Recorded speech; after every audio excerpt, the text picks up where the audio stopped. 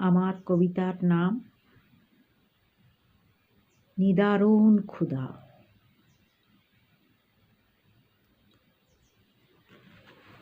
মানুষের দুঃখ কষ্ট লড়াই সংগ্রাম সবই করতে পারে মানুষ যদি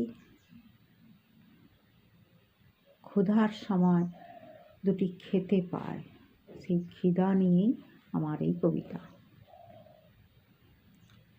ক্ষুধায় কাতর শীর্ণ জীর্ণ মানুষের দল, ক্ষুধার অন্ন খুঁজে ফেরে নেই কোনো সম্বল।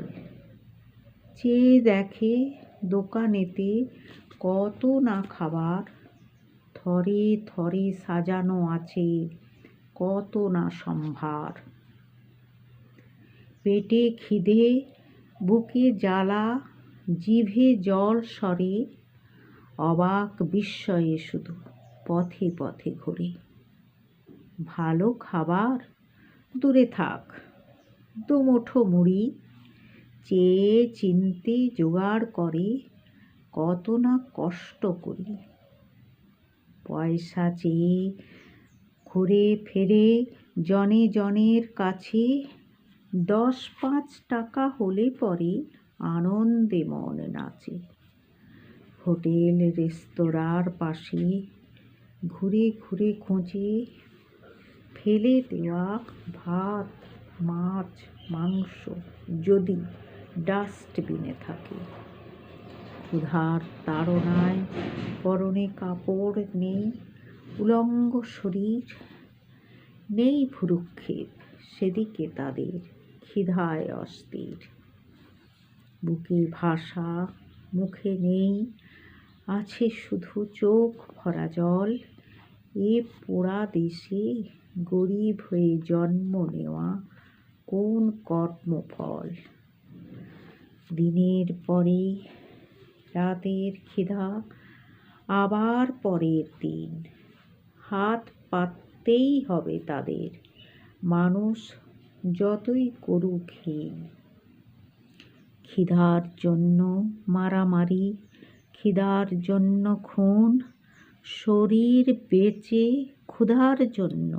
শোন রে মানুষ শোন, ভাতের ওপর লঙ্কা জোটে না তাতেও তারা খুশি। জানে তারা জুটলে ভালো না জুটলেও ভালো, এটাই 12 মাসি। নমস্কার। আমি আজ যে ছড়াখানা কবিতাখানা লিখেছি সেটা আপনাদের সামনে তুলে ধরলাম। আমার হারানো স্মৃতি চ্যানেলের সকল ভিউয়ার্সদেরকে অভিনন্দন জানাই। আমার লেখাটা কেমন হলো আমাকে অবশ্যই কমেন্ট করে জানাবেন। আমাকে নতুনভাবে প্রেরণা জানার জন্য, ভুল ত্রুটি ধরিয়ে দেওয়ার জন্য আমি আপনাদেরকে বারবার অনুরোধ জানাচ্ছি। নমস্কার।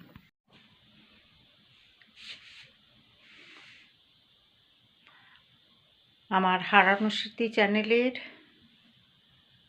আমি সুজাতা বলছি। আপনারা আমার চ্যানেলটা যে দেখেন লাইক করেন এজন্য আপনাদেরকে অসংখ্য অসংখ্য ধন্যবাদ।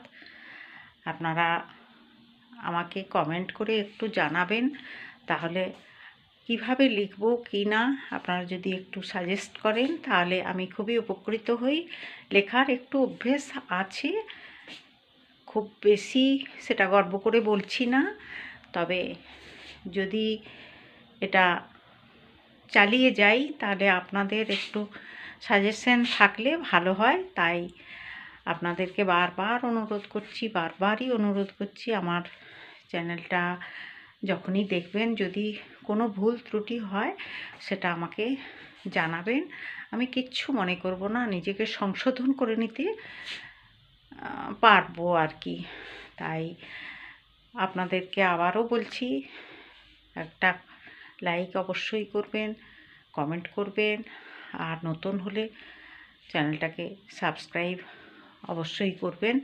আর আজকে আমি যে লেখাটা লিখেছি সেটাও দেখে কেমন হলো জানাবেন, এই আশা নিয়ে আবারও আপনাদেরকে নমস্কার জানিয়ে আমি এখানে শেষ করছি।